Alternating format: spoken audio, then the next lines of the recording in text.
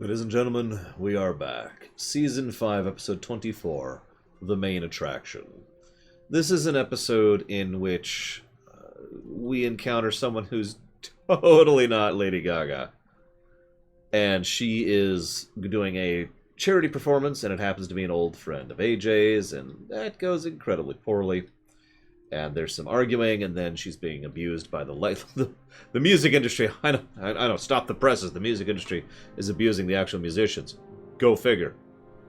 And then the episode happens, and everything's cool, and everything's awesome forever at the end. And there's a song. Lena Hall actually is our guest star this week, and does a pretty good job with her singing in both songs. Well, all three songs that she actually sings in this one. So yeah, I noticed Amethyst was there. In fact, I already have that jotted down. Did I update it? Yes, I did. So, Amethyst Organization. Ding. I think there was another thing. Oh, yeah. One more thing. We'll go undo there. It's totally him, Imperial Star Destroyer. He's even doing the same approach to the voice acting. So, for this particular episode, I do need a prop. Don't worry. Just don't worry about it. As an artiste, I demand. I'm actually going to talk about that essay, Ross, but let's build into this. Let's do this in advance. So the ponies are setting up the concert and stuff. Now, three things I wanted to point out. First, Amethyst. We already mentioned that.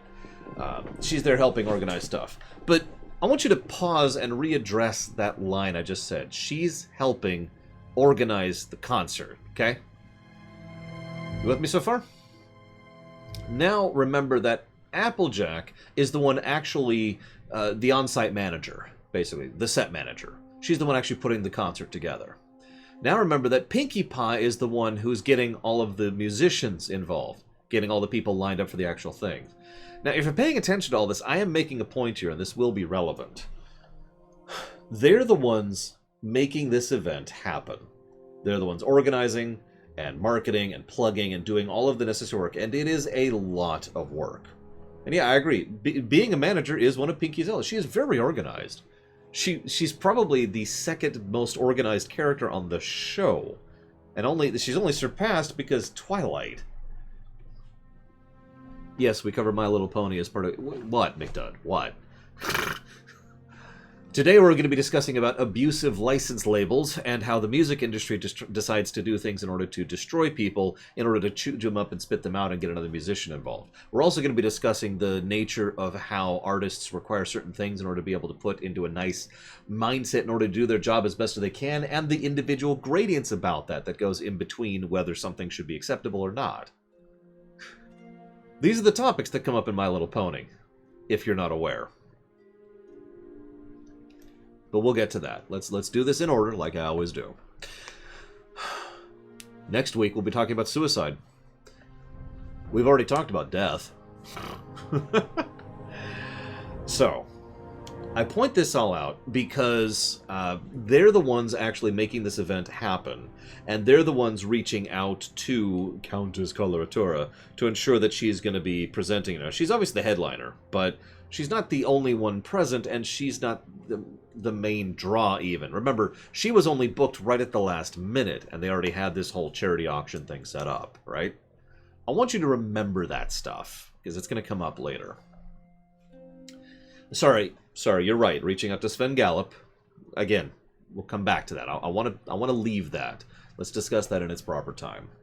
Rarity makes a comment. Now, this is the first thing I wanted to discuss. She says, artistes require certain necessities to do their best work. Now, that's true. This is something that this episode actually makes the point of several times. Of course it does. This is an episode that is a work of television, and therefore is something that is made by creative types. But the thing is, in my own studies and understanding of this, there's kind of a gradient, right? There's brown M&Ms, which aren't that bad, really. Not really. It's silly, but it's whatever. And then there's, comfort and accessibility, and then there's basic necessities. And then way over here is the total unacceptability range. Now, what I mean by this gradient is, in most working conditions, you do want to find a medium in between being able to focus on your job and being comfortable doing your job, right? let me try and explain what I mean by this. Let me use a totally made-up example. Let us say for a moment that you work a register at Arby's. I'll use something from my own experience. Now, wanting something where you can rest every now and again. It's okay, McDudd. As you might imagine, I've had to make my point several times. It's okay. I don't feel particularly defensive since my point is made for me. There is a lot to discuss and analyze in this show. It's one of the reasons that I like it. It's because, you know, I have a lot to think about. So, you know. Why whiskey sours? I don't know. Anyways, get some bourbon, man. Let's say you're working at Arby's. Now, wanting... I don't know. Wanting to have... Leafeon knows. Wanting to have the floor be clean, not sticky, and not slick. Okay? That's kind of a necessity, right? Because if you're literally having physical difficulties standing, or it's really uncomfortable to stand for a long period of time, or you are literally in danger of falling at any moment as you're moving around back there, well, that's unacceptable, right? So that's the kind of thing that needs to be fixed. That's a comfort that needs to be added to you for your workplace condition to be acceptable. Now, let's talk about something that would be a little bit too far the other way. Let's say you want a lounge chair that you want to just be able to... I can't even do it unless I really... There we go. Let's say you want a lounge chair. And you're just like, there we go. There we go. And you want to be able to do this and just punch up stuff on the register like this, right? Just kind of... Now, this is too much. Speaking as a manager of Arby's, this is too much. The thing that's interesting is the in-between. The stuff that I mentioned earlier is necessity. You really should take care of the basic necessities. The stuff I mentioned second is ridiculous. You're getting silly. But there is an interesting gradient in between necessity and silly of what is acceptable in any given working condition. And I've noticed this varies from working condition to working condition. But this is the kind of thing that comes up basically constantly. Let's keep using the Arby's example. Okay, so you can't have a lawn chair or a lounge chair with people fanning you, feeding you grapes. What about a chair? Something where you can sit and rest your feet and rest your legs while you're waiting for, you know, someone to come up, or, you know, while you're having a little bit of issues, or, you know, whatever, right? Is that acceptable? Maybe you have a chair off to the side that you could sit in while you wait for customers, but you have to get up and stand in order to greet them face to face when they actually come around. Maybe you have a thing where, maybe there's like one of those standing chair things, so you can kind of rest your knees and your feet. I don't know how to describe it. I've actually sat in one of these things before. You're basically upright, but your knees do this. It's hard to explain. I'm an idiot. But you get my point. You see my point here? And this is why there's this range of in the middle that's kind of For example, yeah, it's an ergonomic thing. I don't know what it's actually called. For example, one of the things that I used to offer my employees regularly is they could just have whatever they wanted soda-wise, free. Now, whether that's acceptable or not is up to you, and some of the other managers did not allow that. But I was cool with it because I know how little we spend on soda. We literally spent pennies on soda. So yeah, go for it. Free sodas. Have at it. And that way they have a source of caffeine, and something they can just do, you know, because just taking a drink is something that can help fill the time, and it gave them a little bit of a boost in their morale because they could have whatever soda they wanted. Bam, done. That's an easy choice for me. But my point is, you see how that still sits in the in-between realm, because some people would say, well, maybe that shouldn't be acceptable. Right? Those people are wrong, in my opinion. But my point is, in this range of what is acceptable for someone to do their job and do their job well, that's just the economic side of things, because you also have to consider that that's a human being who needs, you know, to have a decent life, that they deserve better than to be whipped. You know, exaggerative, but you get my point. A human being should be treated better than as an asset which needs to be processing something. Now, this is, of course, just my opinion, but you get my point. So my point is there's this nice big gradient in the middle. Allow me to share something personally. You know what one of my personal requirements is in my job right now? Temperature. It is 68.9 degrees in my room right now. I should know. I keep this thing right here just to keep track of that and to gauge that. And I have a fan over there, and a fan over there, a fan over there, and I have my air conditioning on, even though it's like 50 degrees out, specifically to keep that temperature down. Now, I consider that a necessity, because, yeah, it's December, by the way. I consider that a necessity, because I've talked about this before, I have trouble when it gets too hot. My brain stops working properly, and I'm sitting here wearing a full suit, you know? So, this is an issue, basically. This is something that I have to deal with regards to my job. So solving the airflow problem and solving the temperature problem are two things that I would consider necessities. Now, if I was to buy the gaming bed and just stream from my bed, that would be too much. But then we've got the in-between ground, right? And there's certain things which I just kind of try to, you know, well, is it okay to want such and such when it comes to my job in order to be able to do my job the best I possibly can? This is why I also mentioned that you need to be focused, but not too focused, but not non-focused enough. Now let me explain what I mean by that really quick. Sorry, I know I'm going off about this topic a lot, but it's the first major topic I wanted to discuss with this episode. If someone is too comfortable, they will have trouble doing their jobs. Now, you're absolutely right, I say, Ross. That's actually why, Blue if Alex isn't here, but he and I have talked about this. That's exactly why I do not have a second computer yet, even though that is the long-term goal.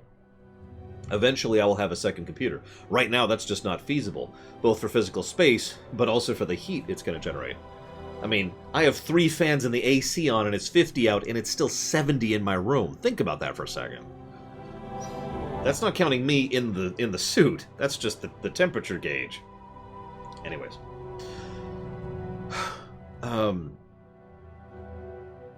You want to be comfortable enough to do your job without significant pain or disagreement to yourself, physically, mentally, or emotionally. But if you are too comfortable, you're going to have trouble focusing on your job. This actually really started coming into my awareness. This would have been 2006. Was the first time this came into my awareness, when I started really working in IT. Because, well, you want a good chair when you're doing desk work, right? Duh. You know, ergonomics is a real thing, and it is something that you should pay very careful attention to, especially if you sit for a living, like I do. But the thing is, there is a gradient, and there is a level when you go unacceptable. Because there were some people at that job who kept insisting on getting X, Y, or Z, no details, you could probably guess, in order to try and make themselves more comfortable and more taken care of at the job. And, well, it got ridiculous to the point where they were just basically taking naps at work because they were so comfortable and so taken care of that they were no longer capable or motivated enough to focus on their freaking job. I'm all in favor of treating a person like a person, but you do need to do your job. That's the kind of manager I am, by the way, right there. If you ever wanted to know what it'd be like working under me. So, you know, at a certain point, you have to crack the whip. If I wanted to keep going, the other side of this is there's a really aggravating stupidity about management, where management tends to assume that everything is too far, and fight you tooth and nail for things that would probably be considered necessities. One of my coworkers at the aforementioned IT place was someone who had a legitimate physical disability, and kept requesting regularly every year, every time the whatever came up, the yearly whatever, I can't think what it's called right now. Can I please start working from home? No. Can I please start? No. You can't work. You can't do your job from home. Oh, there's a COVID pandemic. Go work from home, please. I'm sorry. I'm still pissed off about this. I am not the only person I know, professionally or personally, who has been pushing the "there are jobs you can do at home" argument for years. And for years have had management tell us, no, you can't do your job from home. And then this year came around. Do you know how many people I know who are doing their jobs from home right now?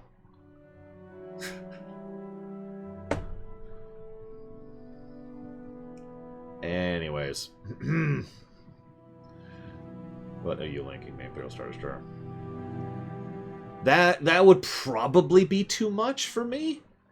That would also be terrifying, but that's unrelated. Your coffee's for closers. Oh my god. Yeah, exactly, S.A.R.U.S. You get it. Anyways, I do apologize for going off on this topic so much, but you get my point. Rarity's point, and the episode makes this point consistently. This is why I love talking about My Little Pony. Rarity's point is that there are things that are comfortable for an artist to have. You know what? I'll go ahead and name another thing for myself. You know something that I like having that is something that is basically not a necessity, but not too far, but you guys continue to fund? Pretty much every time I go to the grocery store, I get some kind of pastry. You know, like little cheesecake rolls or some kind of donuts or something. I don't need that for my job. I don't. And it's not too much, but it does uplift my mood to know that right now I have some cookies in my kitchen. I do. Cookies in my kitchen right now. Yeah, actually, while we're on the subject, these guys are another good example of this. Let's see. Unfortunately, none of them are up right now. There are some things that I have bought with money you have given me for, you know, for this set. I suppose the posters would be the best example of that right now. We've got the Mario poster, we've got the FF6 poster, and we've got the FF4 poster. You guys bought those. This is me saying, I want these posters up here. For my show, sure, but for, you know, putting out the best thing I can, and as a perk. They even say that in the episode. It's a perk that I get. I get to look at my work up on the wall there, and they look amazing in person, by the way. I don't know what they look like on camera. Yeah, the coat I'm wearing, this is a nice coat. This is a $200 coat right here. This is a London Fog. This is not shabby. I'm very happy with it. I mean, I wear a suit and tie, you know, while we're on the subject. You get my point? All this stuff, you could argue how much of it is a necessity, but all this stuff is stuff that I have told you guys, paraphrased, indirectly, this is what I want to do the job that I do. So there's that range of acceptability. Sorry, anyways, let's move on. I'm sorry, we have stopped on this topic for a long time. I actually have 2 London Fogs. I got this one for the show. If you've seen my Babylon 5 stuff, I wore another one. That's the one that's in my closet right now. That's my actual coat. If it's actually cold out, that's what I'll wear. That one cost me $6. Because it's a really nice London Fog, too. Because I walked into a Goodwill and got lucky. It's just did a Goodwill. $6. It's if you've seen my Babylon 5 stuff, you know the one I'm talking about. Anyways, I'm getting off topic.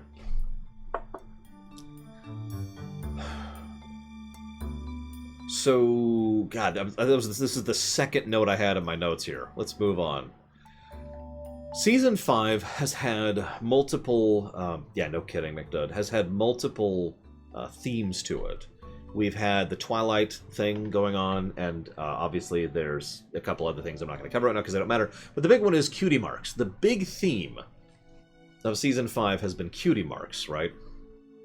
And it's been showing up periodically, and it'll show up again next week. Her cutie mark glows and makes this little light whenever she's singing. Now, they don't address this or discuss this, but this got me thinking. There's I forget which, honestly, I think it's GURPS, but one of the pen and paper rules has some little feats you can pick up, basically, that allow you to have cosmetic effects, which don't really change anything. They might add a circumstantial bonus to certain rolls, but for the most part, they're just kind of there, right? And one of them I'll never forget was, no matter where you are, no matter the circumstances, if you do this, if you pose, your cape will start billowing behind you. Now, hers only activates twice in the episode, both times when she's singing. What I'm trying to say is, and I hope they discuss this in the future, I really hope that this kind of cosmetic magic actually exists within this setting. Because I think that idea is awesome. Especially since it's the kind of magic they probably have no control over. In short, you can't, to use the cape example, you can't just say flap cape. It doesn't work that way. You have to be doing the thing that triggers it. In her case, she has to actually be singing, and based on what we see in the episode, it's likely that she has to be singing from the heart. Because it didn't do it during the earlier performance, if you were paying attention, the spectacle song. I just love that idea of innate, natural, cosmetic magic that just ponies have, in general. That just ponies can have. Because she's an earth pony, I'm pretty sure. Just a cool thought. So the Countess is totally not inspired by Lady Gaga. Veil, just remember that for a second. Very, very small point. And again, this might as well just be a theme of Season 5 at this point. Showing and then telling. We've talked about this a few times. This happened just in the earlier episode today. One of the things that happens right off the bat... Yeah, Sapphire Shores. One of the things that happens right off the bat is Pinkie Pie faints, and then Sven Gollop steps on her. And you hear a little squeaky. And then the entourage steps on her. And the Lady Coloratura steps over her. Then the guy behind her steps on her. Did you catch that? I actually had to rewind and listen because there's a little squeak noise just to make sure. And yeah, no, she actually avoids stepping on her. That is wonderfully subtle. Probably the most subtle thing in the whole episode.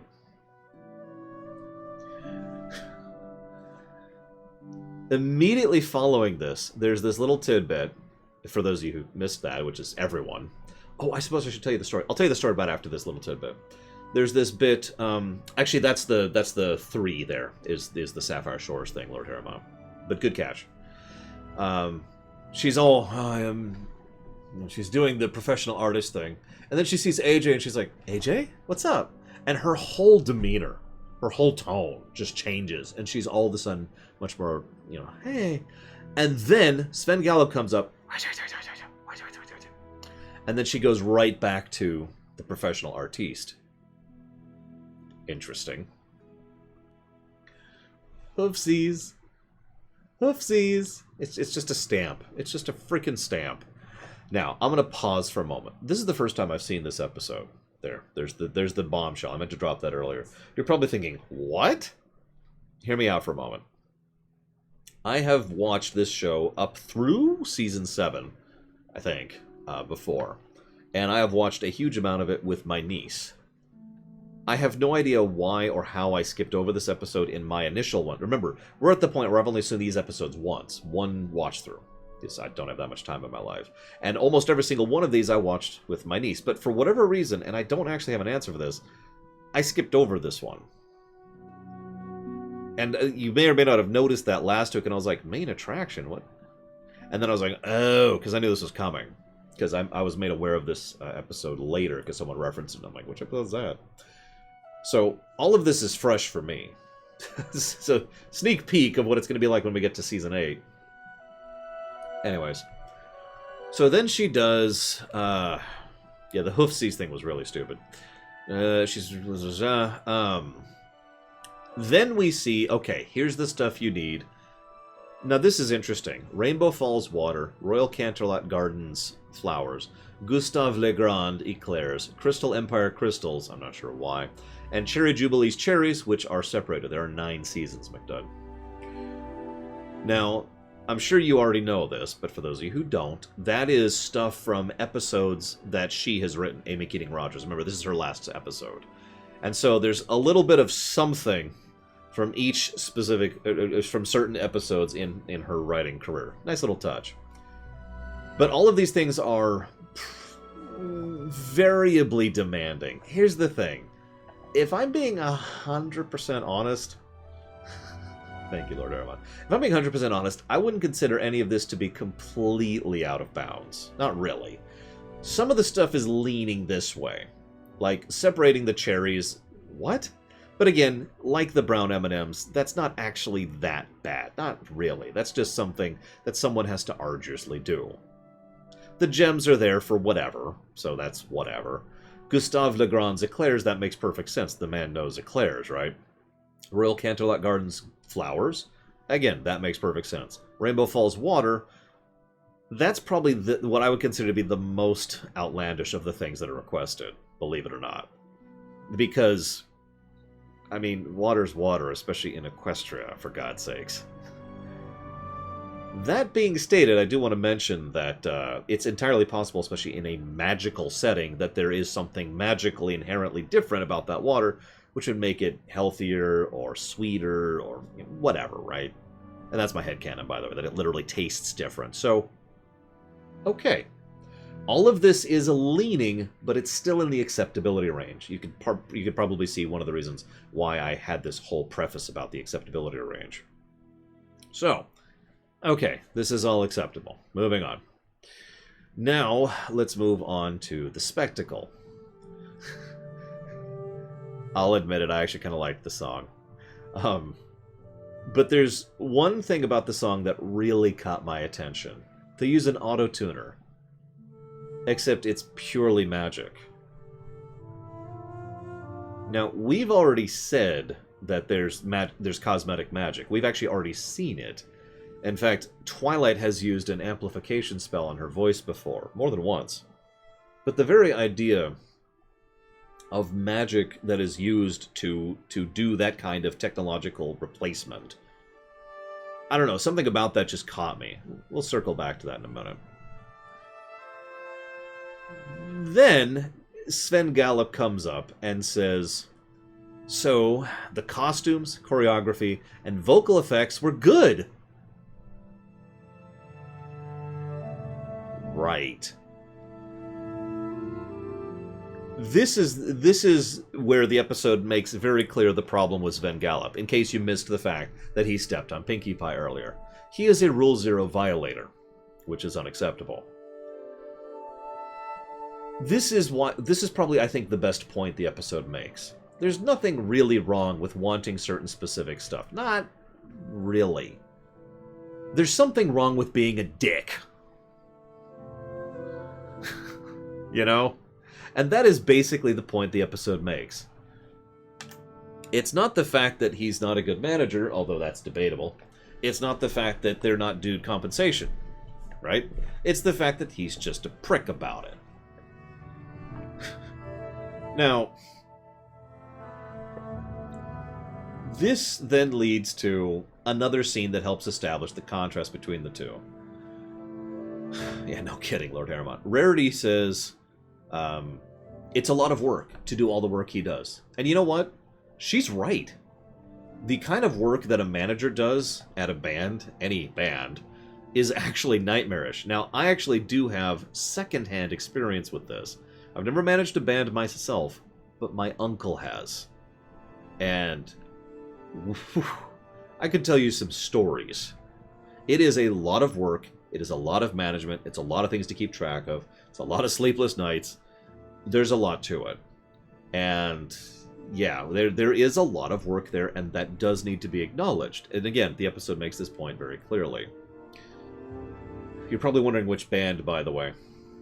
I just realized I probably shouldn't tell you because I don't want to give away personal information. It's a band you've probably never heard of. This is obviously a while ago. So, Vegas. There you go. That's the only hint you're getting. Then Rara, I don't know what to write her name down, so I kept writing Rara in my notes, says, oh, I'm so tired, I want to go rest. And Sven Gallop says, oh, well, then you could skip out on, you know, the school meeting. You don't have to meet the kids. Her response is immediately, oh, no, of course not. I absolutely want to go do that, despite the fact that she's tired. By the way, that point right there is apparently the point that is most inspired by Lady Gaga, since Lady Gaga in real life actually is really big on making sure to reach out to kids, especially when it comes to singing. So, yeah, immediate smile, immediate, yeah, no, God, I can't. And so she decides to go and, you know, interacts with the kids. It's some cool stuff. This then leads to the unacceptability range. So Sven Gallop wants top-of-the-line Appalachian oats. Okay, I hate myself for saying that, but that's still in the acceptability range. He's still being a dick about it, which is not acceptable. But I want really nice oats is not that out of bounds, right? If I asked for a hamburger, let's continue to use a real-life parallel. Let's say I wanted a burger right now, because I do. I would kill everyone in chat violently, horribly, for a burger right now. And you wanted to get me McDonald's, I'd be like, no, I want a good burger, please. There's nothing wrong with being picky, within reason. But yeah, it's the time range. You need to get me these super nice oats, and, well, hang on, I'll get to the next thing in a second. Within 24 hours. Oh. Then, it actually does this earlier, but then he asks for 500 pre-peeled, pre-cored apples. That is officially unacceptable. That is officially past the line. And the funny thing is that then he immediately does what I already told, and he says, I now want this in 24 hours, which is even further past the line. That is unacceptable. And this is just the worst type of power abuse right here. You know what type of power abuse this is? Petty. This isn't power abuse for for some kind of like, I will grow rich on the masses. He's not going to get rich off of this. He's not going to increase his power. This is not going to give him a new career or give him a new territory to conquer, or he's going to... It's just because he can. Screw him. So, this is the other reason I spent so much time explaining the acceptability range here, because we really need to understand what this is before we can understand what this is.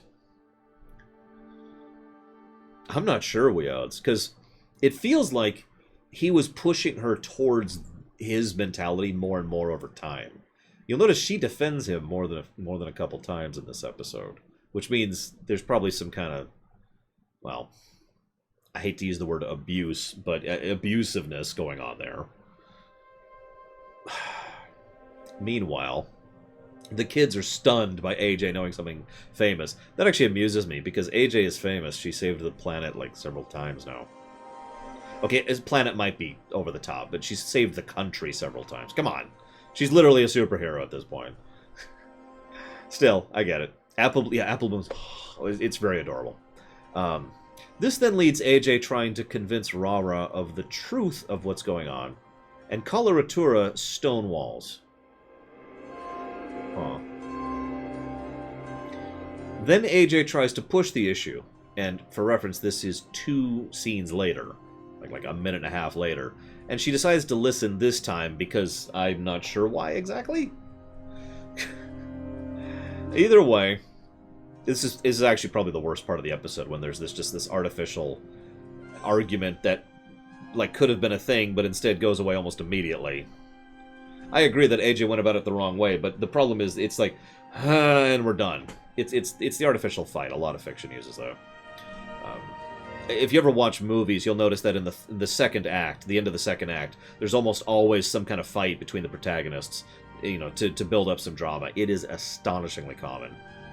Anyways, whether it's good or not depends on the execution. So this then leads to a bit where she says, hey, I want to cancel this thing. And he says, ugh, thank goodness. I've been wanting to cancel those stupid children and things forever. And I wrote this one down. It does nothing to promote the Countess Coloratura image that I built. Meanwhile, he goes back and demands a spa from Pinky. And, well, I hate myself for saying this, but once again, asking for a spa treatment isn't really out of bounds. Especially in this setting, where there's a frickin' spa right over there. However, of course, he is violating Rule 0, which is the real problem here. And poor Pinky, who's been dealing with those frickin' apples, she literally has apple bits in her hair, for God's sakes. Meanwhile, Twilight apparently has HD recording in Magic. Can I just say that that's awesome? I mentioned that earlier. The idea of they have the Magic auto-tuning. They also have Magic film recording. And God, if my mind didn't explode at that thought. Because Imagine for a moment, I mean, we're actually at this point technologically now, but imagine for a moment that you could have someone who could just record video from themselves, right? And actually record the video, and you'll notice that it does the audio management too. Even though she's way up here, and what she's recording is way down here, she was able to capture the audio from way down here as well. So she's still able to, there's a term for that in audio design. It's when a microphone grabs audio from a distance. You get like a focused microphone, you know? And so it's got a narrow view. It's how people in real life filming will have microphones quite a ways away from the actual action of the film and still grab the audio from it. Anyway, so there's just so many things you can do with that. And I started thinking about the kind of movies and television that you could design with magical recording and magical playback, and having someone else like play music over it, or having someone present it. Just, oh my god, that sounds so cool, and I'm going to shut up about it now. Because there's a lot you could do with that. It wouldn't just be a movie. Remember, someone has to project that directly. What if their thoughts could affect what they recorded? What if they could add other things on top of it? A shotgun mag, that sounds right. What if they could add things on top of it? Like, imagine you're showing a scene, and then you actually have an orchestra right there. And so rather than soundtrack being layered into the audio, into the video of the file that you're playing, there's people playing the music right there for the scene that's playing out, right?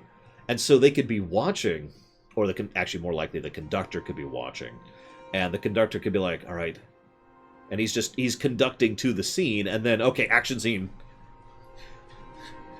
Dun, dun, dun, dun, dun, dun, dun, dun, switch it up to this. And I'm sorry, I'm gonna shut up now.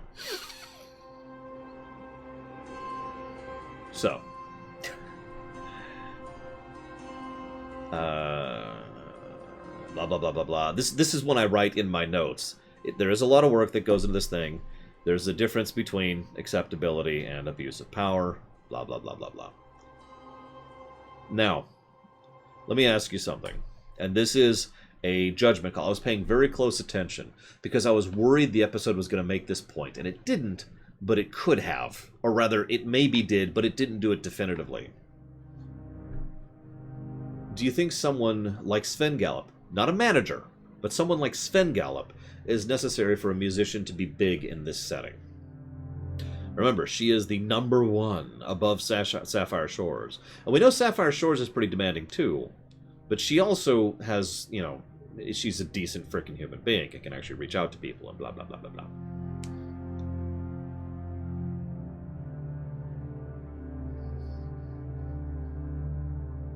And by human being, I mean pony.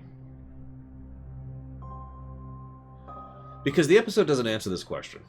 Yes or no. It doesn't. It just says whatever.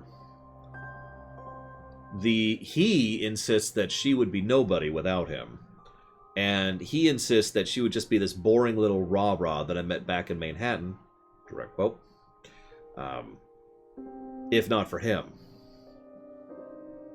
Admittedly, we don't know that. Again, this is why this is a question mark. It's possible he is doing what the ridiculous majority of musical managers do, and is just taking good talent and abusing that talent in order to, you know, profit from it. As I've said many, many times, the real-life music industry is, and I say this without hyperbole, evil. Like an abusive, disgusting, abhorrent human factory, which takes people and crushes them and wrings money and wrings talent out of them and then throws them out the window and claims all ownership over everything from them. I have nothing good to say about the nature of our music industry in real life. It is disgusting. And I'm not just saying that because of how they directly affect my job, which they do. I have been saying that for some years now, because this is something that is a problem before I was born. You know? Having said all that, we don't know. We don't actually know, because the episode doesn't say. And I don't remember her showing up after this. We'll see if she's mentioned. I'm going to be paying attention if they mention her in background and backdrop. I'm going to be paying attention. I agree with that. We need Just crush that industry. Just sort of. Power. Peace through power. Anyways, so... we don't know. I would like to think, and this is, I'll admit, a degree of headcanon, but I look at Equestria as a better place than real life. I've said that before, and I'll say it again. And I would like to think that he is not necessary for her to be as big as she is. A manager? Yes. Someone who can actually do the job he does? Yes. Someone who is a despicable human being? No. My take. Anyways, there's this... she literally lifts the veil as she's talking to him. So then a song happens, The Magic Inside. You guys may or may not know this. I've been keeping track of songs just for fun and rating them, in my own opinion. I think I lost several because the file didn't transfer over properly when I was when I switched computers. So I kind of had to rebuild it a little bit. But this is pretty high up. I liked this song. The Magic Inside is the name of the song, if anybody wants to look it up. She does a good job singing it. So, credit, you know, Broadway singer. This song was actually nominated for an Emmy. Didn't win, unfortunately. Do you notice Mr. Fancy Pants? Sorry, Fancy Pants, I should say Mr. is the one conducting in the background. It's a nice little tidbit. Her cutie mark lights up again. I already mentioned that. Everything's awesome. Cut to credits. So, as I said, this is my first time seeing this episode. It's an interesting experience. Yeah, exactly, Wales. She's gonna need that water. She might need seltzer water, because that can help with the throat, speaking from experience. I do think this is a good episode, and not just because there's music in it. It's a good swan song for Amy Keating-Rogers. I mean, we talked for how long about the acceptability range thing, but it does have some good points, and it does manage to make those points relatively nuanced. It does have the most despicable pony I've seen so far in this series, which is interesting. But at the same time, you know, there's some really good stuff here. What do you guys think? How should we rate this one? One moment, please. I want to see it. It's here.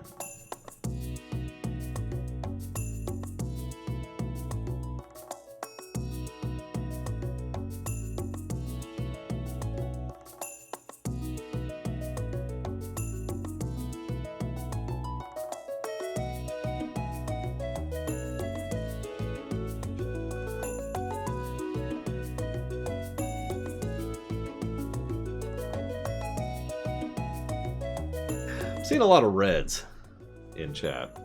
I can't answer you, Lord Harrimont. I'm sorry. Someone who shall remain unnamed has insisted that they would kill me if I told you, so... This is kind of important, though, to judge this one. I know that sounds strange, but like I said, this is the end of Miss Keating-Rogers. And that means we can see her whole career, at least as I judge it, across the series.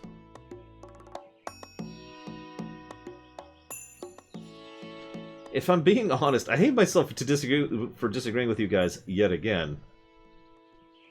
But I think this is merely above average for me. It's a good episode, but nothing really pushes it into red territory for me, personally. It is a good episode.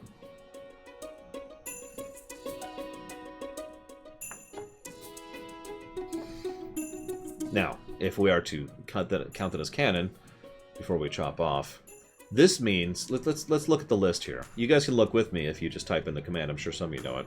Mr. Reloaded likes to type the command periodically to troll me. This means she did Season 1, Episode 3, Ticketmaster. That was green. Season 1, Episode 4, that's Applebuck Season. We gave that in yellow. Season 1, Episode 9, Bridal Gossip. That was a green. Season 1, Episode 13, Fall Weather Friends, yellow. Season 1, Episode 19, Dog and Pony Show, green.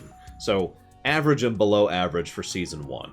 But then she did The Best Night Ever, which was red. That was a great episode.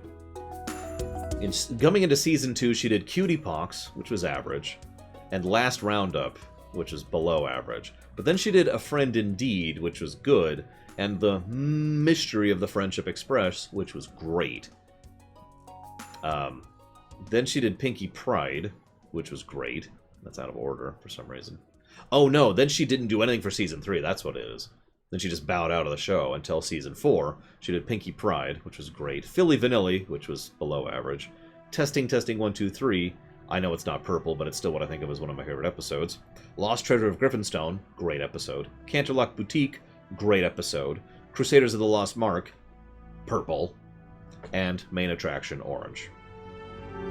What's interesting is, if you're paying attention, this in many ways follows the same general path that M.A. Larson took.